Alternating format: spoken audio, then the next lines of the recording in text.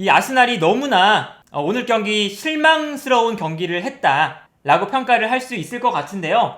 물론 아스날이 오늘 경기 체력적으로 힘든 경기였어요. 힘든 경기였습니다. 북런던 더비라는 그 체력 소모가 많은 경기를 했고요. 그리고 그 경기에서 전반전부터 10명이서 뛰었어요. 아스날은. 그렇기 때문에 체력적인 부담도 당연히 있었겠죠. 반면에 뉴캐슬은 지난주에 있었던 맨시티전 그 이후에 일주일 만에 경기를 치르는 거라서 당연히 뉴캐슬이 체력적으로 우위에 있었습니다. 그리고 오늘 경기에서 지켜볼 만한 이 아스날의 또 포인트는 뭐였냐면 베나이트와 마갈량이스가 완벽한 컨디션이 아니었죠. 베나이트는 아르테타 감독이 인터뷰에서 밝혔던 것처럼 부상 때문에 훈련에 참가를 하지 못하고 있었고, 그리고 마갈량이스는 지난 북런던 더비에서 부상 때문에 경기 중반에 교체가 되었었고요. 그래서 경기 직전에도 마갈량이스와 베나이트의 몸 상태를 계속해서 체크를 하고 경기를 나갈 수 있는 상태가 되면 경기를 내보내겠다.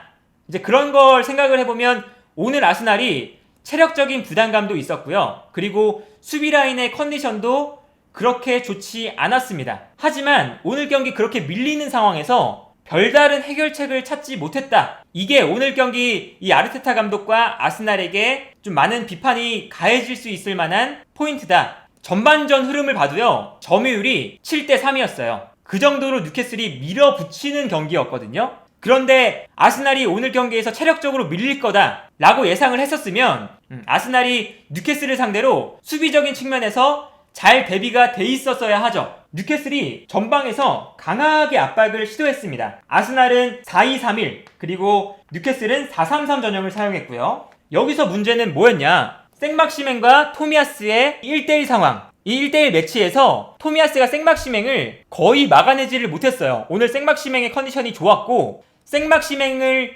1대1로 사실은 수비하기가 아주 까다로운 선수고요. 생막시맹은 언제나 유럽 5대 리그에서 드리블을 가장 잘하는 선수, 드리블 성공 횟수가 가장 많은 선수 중 한 명이에요. 그래서 뉴캐슬을 상대하는 팀들은 생막시맹을 절대 혼자 놔두지 않습니다. 생막시맹에게 한두 명 정도의 수비수를 붙여줄 때가 많아요. 근데 오늘 아스날은 토미야스에게 생막시맹을 1대1로 붙여줬어요. 여기서부터 이제 아스날이 문제가 생긴 겁니다.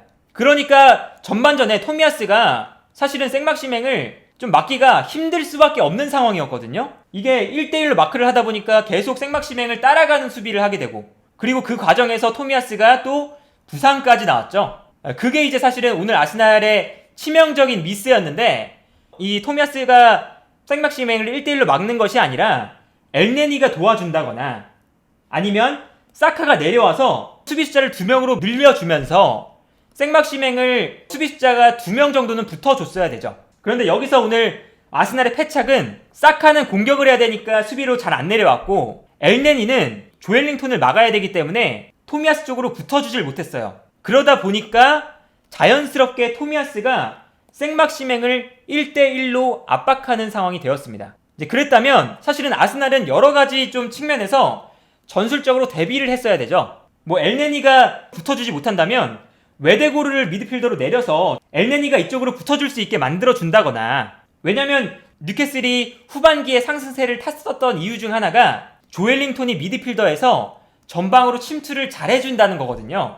그렇기 때문에 엘네니가 조엘링톤을 마크를 해야 되는 상황이었어요. 그래서 오늘 아스날이 4-2-3-1 전형을 사용했으면 엘네니가 토미야스를 도와주러 가기가 까다로운 상황이었습니다. 그런데 아스날이 이 대비가 안 됐던 거죠. 엘네니가 토미야스를 도와주러 가지도 못하고 사카는 공격을 하니까 수비로 내려오지 않고 토미야스와 생막시맹 1대1 상황. 생막시맹은 유럽 5대 리그 어떤 풀백을 갖다 넣어도 생막시맹이 1대1 상황에서는 드리블 돌파가 되는 선수예요. 막시맹 기록이 오늘 보세요.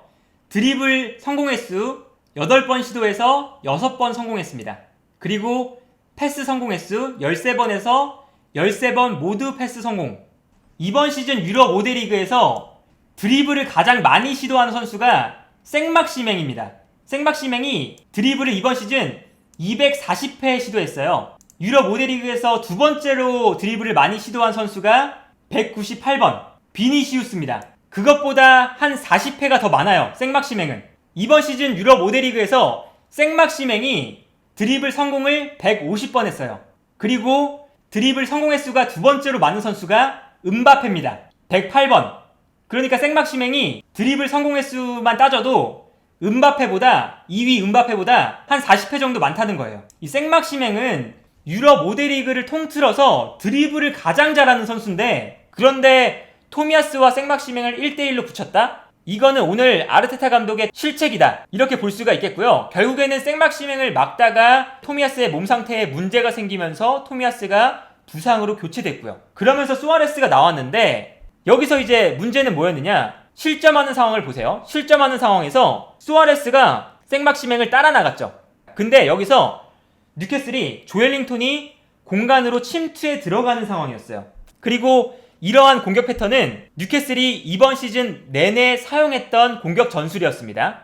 그런데 엘네니가 조엘링턴의 공간 침투를 제대로 따라 나가지 못하면서 조엘링턴에게 공간이 생겼고요. 그리고 조엘링턴이 측면으로 빠져나가서 조엘링턴이 여유롭게 크로스를 올려줬고, 여기서 이제 자책골이 나왔습니다. 이것도 사실은 뉴캐슬의 선제골 장면만 봐도 오늘 아스날이 뉴캐슬의 공격 패턴에 제대로 대응하지 못했다, 이렇게 좀 평가를 할 수밖에 없는 상황이거든요. 이제 이런 걸 보면 뉴캐슬의 공격 패턴을 제대로 대처하지 못한 상태에서 오늘 경기를 준비한 것이 아니냐. 두 번째 골 들어간 거는 사실은 이제 아스날이 첫 번째 골 실점하면 당연히 올라올 수밖에 없어요. 아스날이 엄청나게 과감하게 전술 변화를 가져갔죠. 왼쪽에 있는 타바레스를 빼고 라카제트를 투입했죠. 그러면서 투톱을 사용했어요. 그리고 자연스럽게 3백을 만들었습니다. 마갈량이스, 베나이트, 수아레스, 이 3백을 만들면서 일단 한 번의 변화를 가져갔고, 여기서 또 득점이 안 나오니까 한 번 더 변화를 가져갔습니다. 마갈량이스를 빼고 페페를 넣었죠. 그러면서 페페를 오른쪽 측면에 두고 사카를 중앙으로 들어오게 했어요. 그래서 최전방에 라카제트와 은케티아 투톱, 그리고 그 밑에 공격형 미드필더인 웨데고르와 사카, 이 두 명의 공격형 미드필더가 있었고, 그리고 이제 자카를 수비라인으로 내리면서 엘네니 혼자 수비형 미드필더로 배치가 되었던 경기였습니다. 그러니까 아스날은 결국 선제골을 먹히고 득점을 못하다 보니까 본인들이 급해져서 계속해서 좀 무리수를 두는 전술을 쓸 수밖에 없는 상황이 된 거예요. 뉴캐슬은 너무나 쉽게 역습할 때 너무 쉽게 역습을 할 수 있는 상황이 되었고요. 오늘 두 번째 실점할 때를 보면요, 수비라인 앞에 세컨볼이 떨어지는데 이 세컨볼을 결국에는 아스날이 가져오지 못하면서 뉴캐슬이 너무나 편하게 아스날이 수비라인 앞에서 패스를 보내줬고, 칼럼 윌슨이 수비 뒷공간으로 들어가면서 램스데일이 선방을 하긴 했지만 그게 흘러나오면서 기마랑이스가 득점할 수 있는 찬스가 찾아왔던 건데, 이런 것들을 생각을 해보면 선제골을 실점하다 보니까 자신들이 급해져서 공격수 계속해서 투입하고 수비 숫자는 계속해서 줄어들고, 결국에는 수비가 너무 부족해지니까 두 번째 실점도 나오게 되고요. 오늘 아르테타 감독이 경기 운영을 참 못했다. 오늘 뉴캐슬과의 경기에서 패배하면서 사실상 챔피언스 리그 진출할 수 있는 가능성은 거의 사라졌어요. 순위표를 보겠습니다.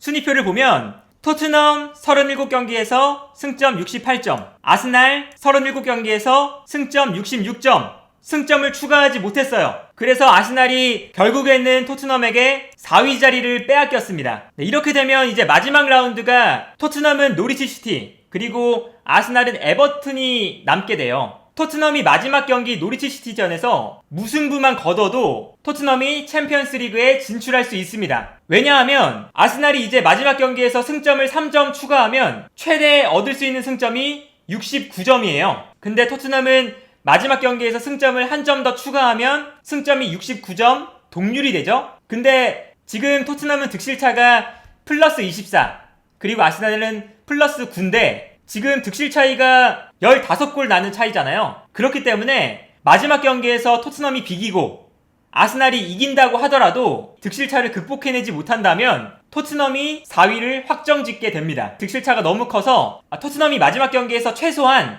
비기기만 해도 4위 확정지을 수 있습니다. 이렇게 되면서 사실은 마지막 경기 일정만 봐도요, 지금 노리치 시티는 강등이 확정된 팀이라서 더 이상의 동기부여는 없을 것 같고, 반면에 에버튼은 마지막 라운드까지 강등권 경쟁을 하고 있을 수 있는 팀이에요. 그렇기 때문에 에버튼은 또 상대하기가 아스날은 까다롭고요. 뭐 그런 걸 생각해보면 토트넘이 거의 챔피언스 리그에 진출했고, 아스날은 오늘 패배로 자신들이 확정 지을 수 있는 4위 싸움에서 4위를 놓쳐버렸다, 이렇게 볼 수가 있겠네요. 일단 아스날 같은 경우는 자신의 4위 싸움을 확정 지을 수 있는 기회가 이번 시즌 리그에서 2차례 있었습니다. 29라운드까지 경기가 치러졌을 때 토트넘보다 승점이 3점 많았습니다. 아스날이 54점, 토트넘이 51점이었어요. 그래서 승점 차이가 3점 나는 상황에서 아스날이 한 경기를 덜 치렀었거든요. 그러니까 아스날이 산술적으로 계산해보면 승점을 토트넘과 6점 차이로 만들 수가 있었던 상황이 있었죠. 그런데 그때 아스날이 크리스탈 팰리스, 브라이튼, 사우스햄튼을 만나서 3연패를 했습니다. 그러면서 토트넘에게 역전이 됐죠.